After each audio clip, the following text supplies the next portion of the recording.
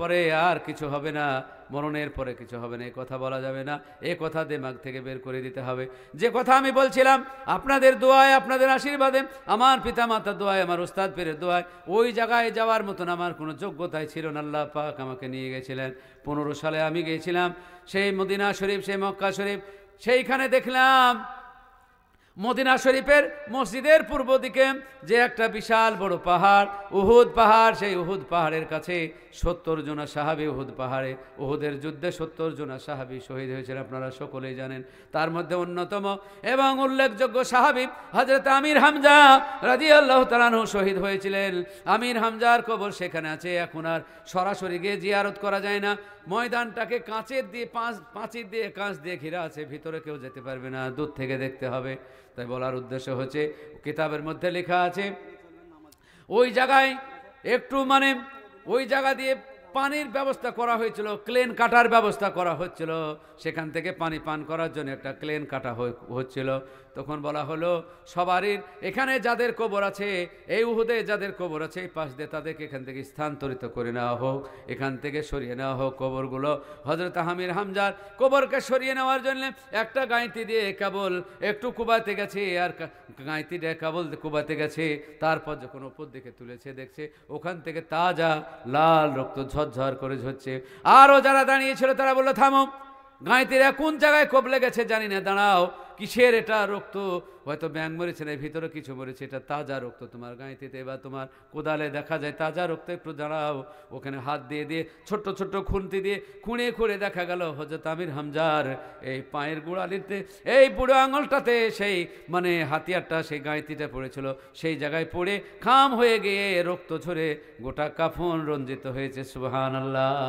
কিতাবের মধ্যে প্রমাণ, সেই সময় হযরত হামজাকে 70 বছর আগে দাফন করা হয়েছিল। সুবহানাল্লাহ। আমার ভাইরা, আমার মায়েরা, আজ আপনি আমি মরে গেলে, আজ 5 দিন পর মরে গেলে এত দুর্গন্ধ হয়, এত দুর্গন্ধ হয়, সেখানে আর কেউ যেতে পারে না। এত দুর্গন্ধ সেখানে হয়, কেউ যেতে পারে না। আর আল্লাহ পাক রব্বুল আলামিন, কিছু মানুষ আল্লাহ পাক দুনিয়াতে এমন আমল করে গেছে, এত ভালো কাজ করে গেছে, এত আমল সুন্দর করে গেছে, মরার পরেও আজ পর্যন্ত তাদের কাফন পর্যন্ত পচে নাই। সে আমল আপনি আর আমি জীবনে যতদিন বেঁচে থাকবো আল্লাহর কাছে দোয়া করবো। আল্লাহ, মসজিদে বসে দোয়া করবো, বৃদ্ধ অবস্থায়, জওয়ানি অবস্থায়, রাত্রি, দুপুর, রাত্রিতে, ফজরের সময়, যে কোনো সময় টাইম পাবো আল্লাহর কাছে দোয়া করবো। আল্লাহ, ততক্ষণ পর্যন্ত মৃত্যু দিও না যতক্ষণ পর্যন্ত আমার ইমান পরিপূর্ণ না হবে, যতক্ষণ পর্যন্ত মুকাম্মেল আমি নবীজির গোলাম না হব, আমি আল্লাহওয়ালা না হব, ততক্ষণ পর্যন্ত আমার মৃত্যু দিও না। আল্লাহর কাছে দোয়া করবেন। ওয়াজ শুনতে এসেছেন, ভালো কথা। ওয়াজ শোনার পরে নামাজ যদি কাজা হয়ে যায়, রোজা যদি রাখা সম্ভব না হয়, পিতামাতার খেদমত করা যদি সম্ভব না হয়, আলেম ওলামাদের ইজ্জত করা যদি সম্ভব না হয়, এটা শোনাই হবে, সময় ব্যয় করাই হবে। আমলে যদি পরিণত না করতে পারি, সবই বরবাদ হয়ে যাবে, সবই বেকার হয়ে যাবে। এই জন্য যুবক ভাইরা আমার, বেটারা আমার, জওয়ানি চিরকাল থাকবে না। আজ আছে কাল জওয়ানি থাকবে না, আজ মাল আছে কাল মাল থাকবে না, আজ বুদ্ধি আছে কাল বুদ্ধির ফতুর হয়ে যাবে, ব্রেন খারাপ হয়ে যাবে। অতক্ষণ পর্যন্ত, এই জন্যে যতক্ষণ পর্যন্ত আল্লাহ ব্রেন সহি রেখেছেন, যতক্ষণ পর্যন্ত আল্লাহ দিমাগ সহি রেখেছেন, যতক্ষণ পর্যন্ত আল্লাহ সময় দিয়েছেন, সময়ের সহি ইস্তেমাল করতে হবে, মালের সহি ইস্তেমাল করতে হবে। আজকে আমাদেরকে যতক্ষণ পর্যন্ত মালের সহি ইস্তেমাল করব, আল্লাহ পাক মালকে বাড়াবেন। আমরা যতক্ষণ সময়ের সহি ইস্তেমাল যদি করি, আল্লাহ পাক সময়কে বাড়াবেন। আল্লাহ পাক রব্বুল আলামিনের কাছে সব সময় প্রাণ খুলে চোখের পানি দিয়ে দোয়া করতে হবে, আল্লাহ পাক আমার পিতা মাতা, আত্মীয় স্বজনে গানা বেগানা যারা কবরবাসী হয়ে গেছে, আল্লাহ পাক তাদেরকে তুমি বিনা হিসাবে কিতাবে জান্নাত নসিব করে দাও। আমার ভাইরা, আমার মায়েরা, অনেক মানুষ দুনিয়ার বুকে আছে যারা আজও এক ওয়াক্ত নামাজ কাজা করে না। এত প্রখর রৌদ্রের পরে চৈত্র মাসের দিনে ভিতর শুকিয়ে যায়, ধানের জমি শুকিয়ে গেলে যেরকম ফেটে যায়, মুমিনের ভিতরটা সেরকম চৌচির হয়ে ফেটে যায়। তবু আজ পর্যন্ত তারা রোজা ভাঙে না, আজও তারা নামাজ কাজা করে না। আল্লাহ পাক রব্বুল আলামিন এরকম মুমিন মানুষগুলোর জন্যে, এরকম দামি আর নামিজ মানুষগুলোর জন্যে আল্লাহ পাক আজও দুনিয়াকে বারকরার রেখেছেন। সুবহানাল্লাহ। আমার আমার ভাইয়েরা, আমার মায়েরা, এই জন্য আজও আপনাদের কাছে বলতে চাই, নবীর ওপরে পূর্ণ বিশ্বাস রেখে, নবীর ওপরে আস্থা রেখে, আল্লাহর নবীর সম্মান বজায় রেখে আপনাকে আমাকে চলতে হবে। এমন কোনো কথা বলা যাবে না, ইমানের খেলাফ কথা বলা যাবে না। জবানকে সবসময় সহি ইস্তেমাল করতে হবে, জবানকে খারাপ কাজে ব্যবহার করা যাবে না, চোখকে খারাপ কাজে ব্যবহার করা যাবে না, দিমাগ আর বুদ্ধিকে খারাপ কাজে ব্যবহার করা যাবে না, অর্থকে পয়সাকে খারাপ কাজে ব্যবহার করা যাবে না, যতক্ষণ পর্যন্ত আল্লাহ পাক জীবন দিয়ে রাখবে। সহি আমল, সহি ইস্তেমাল করা শিখতে হবে, নতুবা সব আমাদের বরবাদ হয়ে যাবে। ভাইরা আমার, আমরা আল্লাহর কাছে শুকরিয়া করি, এমন একজন পয়গম্বর, এমন একজন নবী আমাদেরকে আল্লাহ পাক দান করেছে, যে নবী কত বড় সুদূর প্রসারিতার জ্ঞান। আল্লাহ পাক রব্বুল আলামিন কত বড় দামি, কত বড় নামী আল্লাহ পাক রব্বুল আলামিন তাকে বানিয়েছিলেন। কত বড় দিমাগ ছিল তার, কত বড় মেজাজ ভালো ছিল তার। আমার ভাইরা, আজও আপনারা দেখেছেন কাবা শরীফ, আপনারা দেখেছেন, নেটে দেখতে পাবেন, বাড়িতে দেখবেন। আপনাদেরকে সারের দোকানে যখন আপনারা কি করতে যাবেন, যখন হালখাতা করতে যাবেন, কাপড়ের দোকানে হালখাতা করতে যাবেন, দেখবেন সেখানে কাবা শরীফের ছবি দেওয়া হয়, মসজিদে নববীর সবুজ গম্বুজের ছবি দেওয়া হয়। ওই কাবা শরীফের দিকে তাকিয়ে দেখবেন, ওই কাবা শরীফের একটা কোণাতে একটা পাথর দেওয়া আছে, এটা হচ্ছে জান্নাতি পাথর। প্রত্যেকটা হাজি চেষ্টা করে এটাকে একবার চুমে দিতে পারলে জীবন ধন্য হয়ে যায়। হাজার মানুষের, লক্ষ লক্ষ মানুষের ভিড়ে কেউ পারে আর কেউ পারে না। যারা সৌভাগ্যবান, যারে ভাগ্য ভালো, তারাই হয়তো পারে, সবাই কিন্তু লক্ষ লক্ষ মানুষের মধ্যে সে ব্যবস্থা করতে পারে না। সেই সময় নবী যখন শৈশব ছিলেন, নবী যখন আমার যৌবনে পদার্পণ করেননি, শৈশবকালে নবী আমার তখন থেকে বড় জ্ঞানী ছিলেন। কিন্তু যখন এখন যুবক হয়ে উঠছেন, কেবল যুবক পদার্পণ হচ্ছেন যুবককালে, সেই সময়কার একটা ঘটনা, কাবা শরীফকে সেই সময় তামির করা হয়েছিল, ভেঙে সুন্দর করে তৈরি করা হচ্ছিল। তৈরি করার পর ওই পাথরটাকে একটা জায়গায় রাখা হয়েছিল। কুরাইশ বংশেরদের মধ্যে হানাহানি, মারামারি লাগার উপক্রম, সবাই বলতে লাগলো। তখন অনেক দল, আমাদের দেশে যখন এখন অনেক পলিটিক্যাল দল আছে, সেই সময় ওখানে অনেক দল ছিল, অনেক গোত্র ছিল, অনেক গোষ্ঠী ছিল। সবার মনে একটা আকাঙ্ক্ষা, ওই জান্নাতি পাথরটা আমি কাবা শরীফের কোণায় গিয়ে রাখবো, তাহলে আমার বংশের নাম উজালা হবে। অমুক জনা বলতে লাগলো, আমরা যদি রাখি আমার বংশের নাম উজালা হবে। আর একজনা বলতে লাগলো, আমি যদি রাখি আমার বংশের নাম উজালা হবে। আপোষের মধ্যে গোষ্ঠী দ্বন্দ্ব লেগে গেল, লড়াই শুরু হয়ে গেল। সেই সময় এমন লড়াই করার উপক্রম, সবাই চাইছে ওই পবিত্র পাথরটাকে কাবা শরীফের বুকে আমরাই রাখবো। আর এক দল বলছে ক্ষমতা থাকলে কাল যাস আমরাই রাখবো, আর একজনা বলছে আমরাই রাখবো, ক্ষমতা থাকলে যায়। মারামারির উপক্রম, কত লোকে তাল হওয়ার মতন পরিস্থিতি, মারামারি, হানাহানি, দাঙ্গা লেগে যাবে। একটা পাথরকে কেন্দ্র করে, জান্নাতি পাথরকে কেন্দ্র করে রক্তক্ষয়ী ঘটনা ঘটে যাবে, এরকম একটা উপক্রম হয়ে গেল। সেই সময়তে একজন জ্ঞানী মানুষ দাঁড়িয়ে বলল, দাঁড়াও তোমরা, কেউ মারামারি করবে না, তোমরা কেউ হানাহানি করবে না, আপোষের মধ্যে কেউ ঝামেলা করবে না। আমি একটা নিদান দিচ্ছি, আমি একটা তোমাদেরকে ফয়সালা দিচ্ছি, যদি তোমাদের ভালো মনে হয় তাহলে এই বিচারটা মেনে নিও, যদি ভালো মনে না হয় মেনো না। সবাই বলল, বৃদ্ধ মানুষ, বয়স্ক মানুষের কথা সবাই বলল, ঠিক আছে আপনি বলুন কি বলবেন। বলে, আগামীকাল সকালবেলায় যেই জায়গায় আগে আসবে, যে লোকটা আগে আসবে, সেই লোকটা যে বিচার দেবে সেটাই আমরা মেনে নেব। আগামীকাল সকালবেলায় এখানে যে লোকটাই কাবা শরীফ আসবে, যে লোকটাই আগে আসবে, সে যে ফয়সালা দেবে, যে বিচার করবে, আমরা সেটাই সবাই মেনে নেব। ঠিক আছে? সবাই বলল ঠিক আছে। তাই রক্তক্ষয়ের লড়াই বন্ধ হয়ে গেল। আগামীকালকে দিনের অপেক্ষা করতে লাগলো, সবার আগে কে যায়। সবাই চিন্তায় রইল, সবার আগে কে যাবে। সবার আগে যে যাবে, সে যে ফয়সালা দিবে সেটাই মানতে হবে। সে ফয়সালা মনের মতো হতেও পারে, নাও হতে পারে। শেষের বেলায় সবাই অপেক্ষা করে আছে, কে যাবে। দেখছে সবার আগে সুসুর করে ঢুকছে একজন মহামানব, তার নাম জানাবে মুহাম্মদুর রাসূলুল্লাহ সাল্লাল্লাহু আলাইহি ওয়াসাল্লাম। আল্লাহর নবী ঢুকলেন। সেই জায়গায় যাওয়ার পর আল্লাহর নবী গিয়ে বললেন, কি ব্যাপার, আপনাদের কি ঘটনা বলেন। বলে, এই পাথরটাকে আমরা যদি কোনায় রাখি আমাদের সম্মান বাড়বে। ওনারা বলছে আমরা রাখলে আমাদের সম্মান বাড়বে, আর একজনা বলছে আমরা রাখবো। এই নিয়ে আমাদের লড়াই চলছে, আপনি যে ফয়সালা দিবেন সেই ফয়সালায় আমরা মেনে নেব। আল্লাহর নবীকে আল্লাহ পাক এত বড় দেমাগ, এত বিচারক, ন্যায় বিচারক, এত ন্যায় পরায়ণ, এত বুদ্ধিজীবী, জ্ঞানী, মহাজ্ঞানী আল্লাহ পাক নবীকে করেছিলেন। সেই জ্ঞানী লোকটি বলল, ঠিক আছে আমি যে ফয়সালা দেব সেটা আপনারা কি মেনে নেবেন।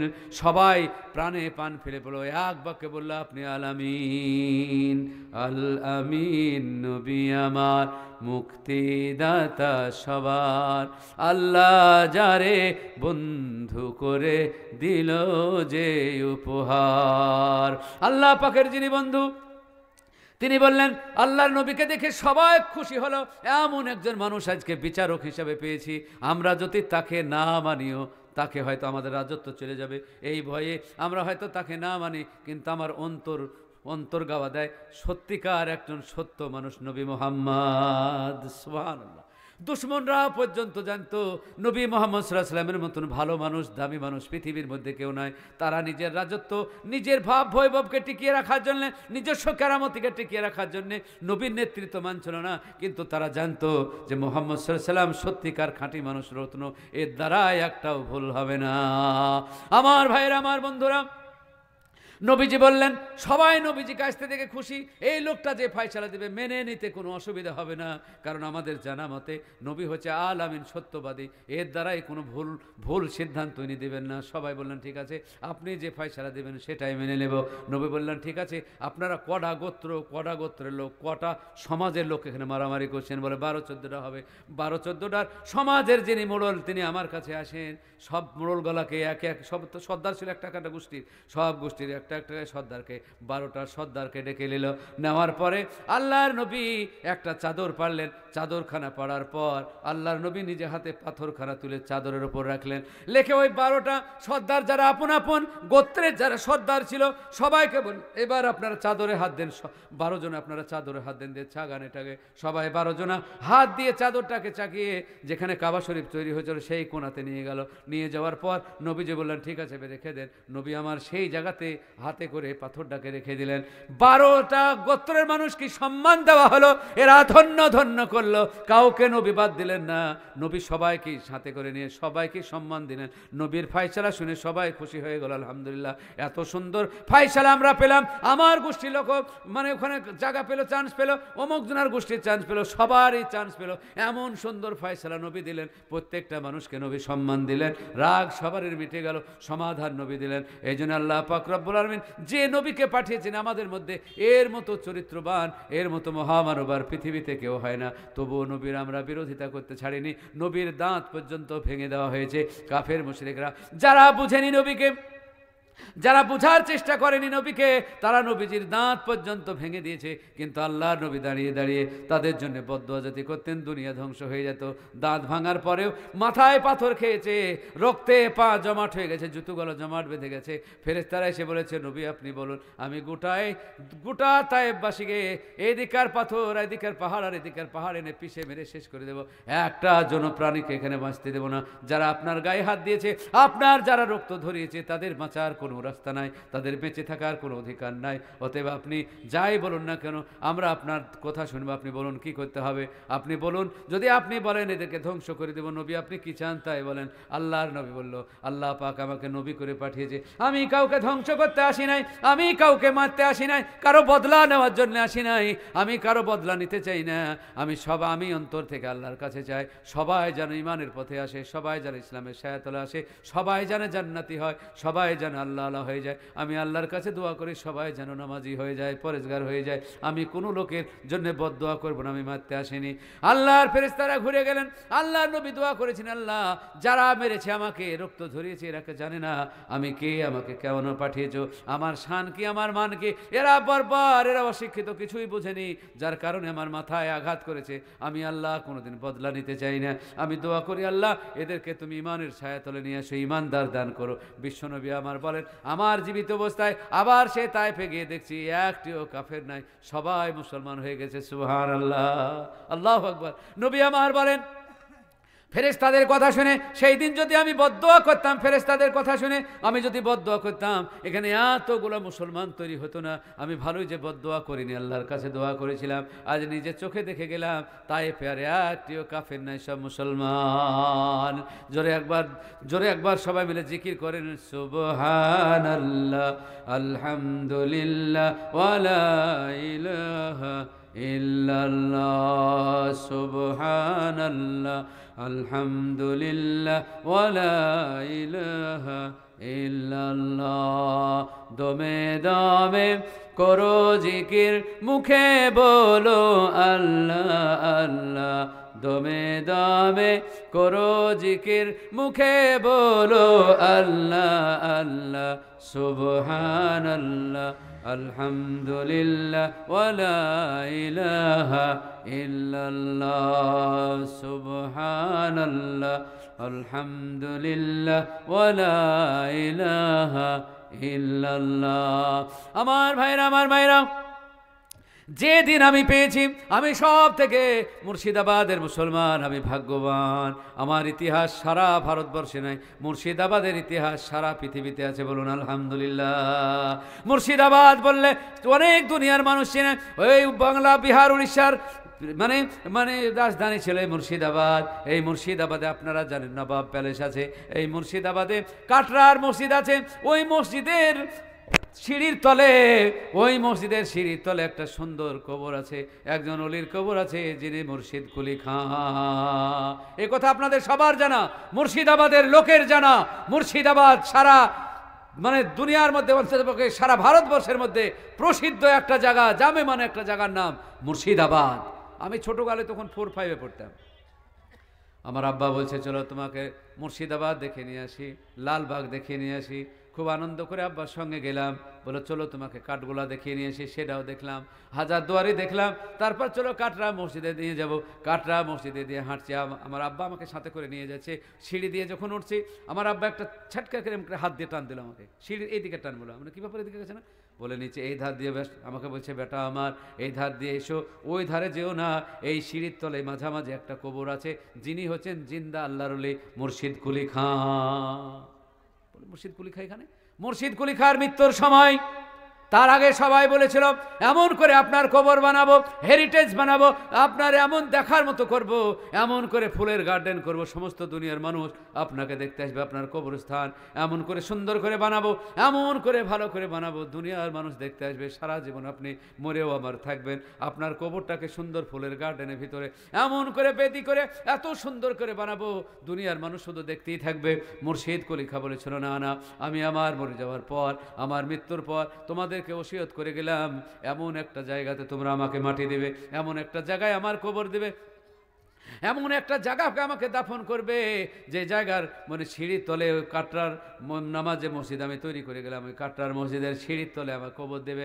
নামাজি লোকগুলা, টায়ার পরা লোকগুলা, রিক্সা চালানো লোকগুলা, ভ্যান চালানো লোকগুলা, মাঠে খাটা গরিব মানুষ উকুসুকু লোকগুলা যখন ভ্যান চালিয়ে মাঠে খেটে মসজিদে দৌড়তে দৌড়তে যখন যাবে, চটি পায়ে দিয়ে, বাজারে রিক্সাওয়ালা যখন যাবে, কৃষক যখন যাবে, সাধারণ মানুষ যখন যাবে, নামি মানুষ যাবে, যত তবকা যত শ্রেণীর মানুষ যাবে, যখন আমার সিঁড়ির ওপর দিয়ে যাবে, আমার নিচে কবর থাকবে, আর তাদের চটি দিয়ে যখন ধুলো গলা উড়ে উড়ে যদি আমার কবরে একটু পড়ে যায়, আমার হয়তো এর দ্বারাই পরিত্রাণ পেয়ে যেতে পারে। সুবহানাল্লাহ, আল্লাহু আকবার। বাংলার নবাব মুর্শিদ কুলি খাঁ বললেন আমার কবরটা ওই মসজিদের সিঁড়ির তলে দিতে হবে, যেন নমাজি লোকগুলা উঠতে গেলে তাদের পায়ের ধুলো গলা যেন ছিটিয়ে ছিটিয়ে আমার কবরে পড়ে, এটাই আমার নাজাতের জরিয়া হয়ে যাবে। বলুন সুবহানাল্লাহ। একটা বাদশাহ সে চেষ্টা করলে বিরাট হেরিটেজের মধ্যে, ফুলের গার্ডেনের মধ্যে কবর বানাতে পারতেন, কিন্তু তিনি এমন জায়গায় বানালেন মসজিদের সিঁড়ির তলে, যেন মুসল্লিদের পায়ের জুতোর ধুলা তার গায়ে পড়ে। এই জন্য নজরুল বাড়ি মসজিদের পাশে আমার কবর দিও ভাই, আমি কবরে শুয়ে যেন মুয়াজ্জিনের আজান শুনতে পাই। এই জন্য ভাইরা আমার, অত বড় একটা নামি দামি মানুষ মুর্শিদ কুলি খাঁর মতো মানুষ, যার নামে মুর্শিদাবাদ জেলা আজও আমার হয়ে রয়েছে ইতিহাসের পাতায়। তিনি আজকে নমাজি লোককে কত সম্মান দিয়েছিলেন।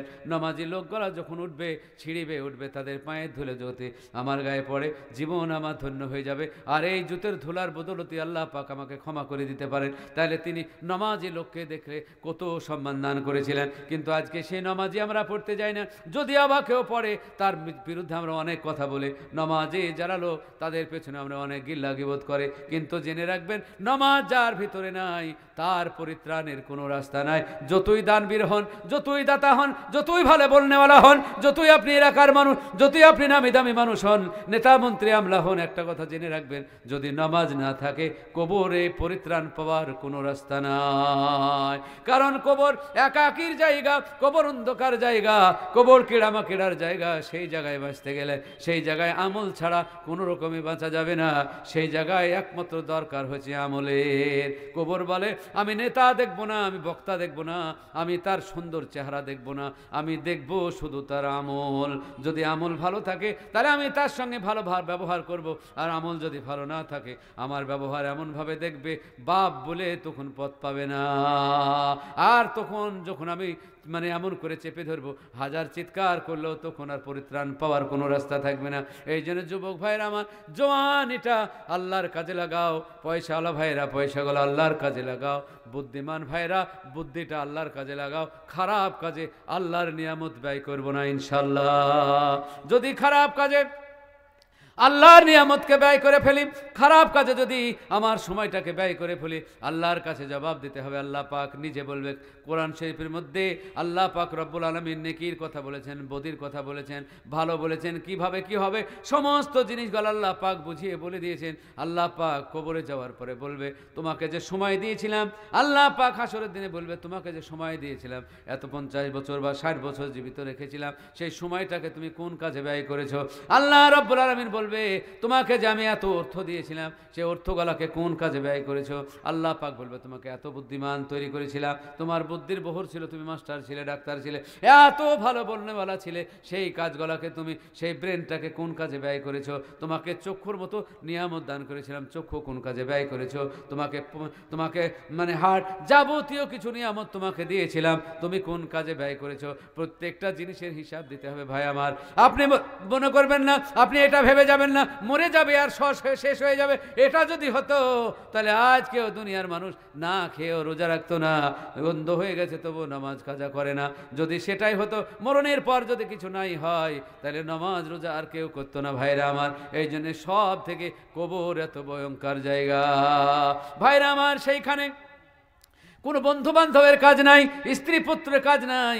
কার জন্য বেঁধেছ ঘর, কার জন্য তৈরি করেছো ঘর, কার জন্য তৈরি করেছো জমি, এটা তুমি ভেবে রাখো মুসলমান। তুমি মরে যাওয়ার সঙ্গে সঙ্গে তোমার ছেলে যাকে তুমি প্রাণের অধিক ভালোবাসতে, তুমি মরে যাওয়ার সঙ্গে সঙ্গে এলান যদি হতে একটু দেরি হয়, যদি বলে ইমাম সাহেব বলে আজকের মাটি হবে না, কালকে মাটি হবে, তোমার ছেলে তখন বিরক্ত হয়ে যাবে, বলে কাল পর্যন্ত লাশ আগিলে নিয়ে থাকতে হবে, কাল পর্যন্ত আর লাশটাকে নিয়ে শুয়ে বসে থাকতে হবে, আর কেউ শুতে পাবো না, কেউ খেতে পাবো না।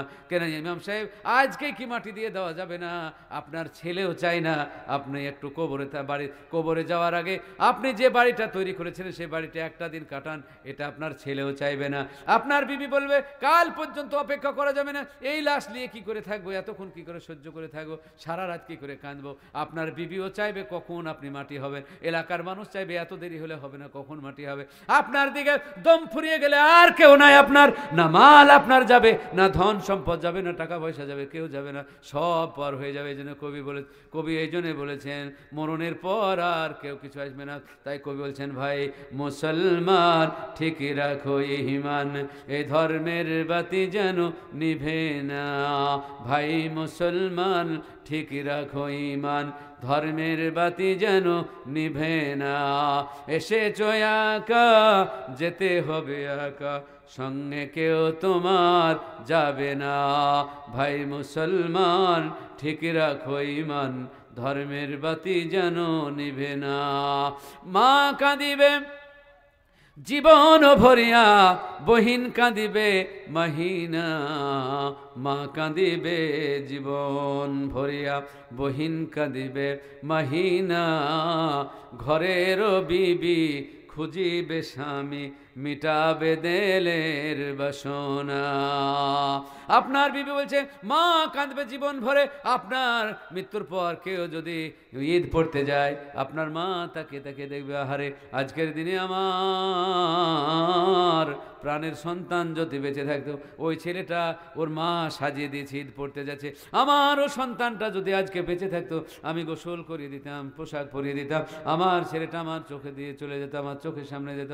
আহারে আমার সন্তান, আমার কলেজার টুকরা আজ আমার পাশে নাই। আমার মায়েরা, আমার ভাইরা, এই জন্যে মরে যাওয়ার পর আর কেউ আপনার সঙ্গে যাবে না। মা কাঁদবে শুধু জীবন ভরে, যাকে দেখবে তাকে দেখে মা কাঁদবে, কিন্তু বহিন কাঁদবে মাহিনা, আপনার বোন হয়তো 1-8 মাস কাঁদবে। আর ঘরের বিবি খুঁজিবে স্বামী, মিটাবে দিলের বাসনা।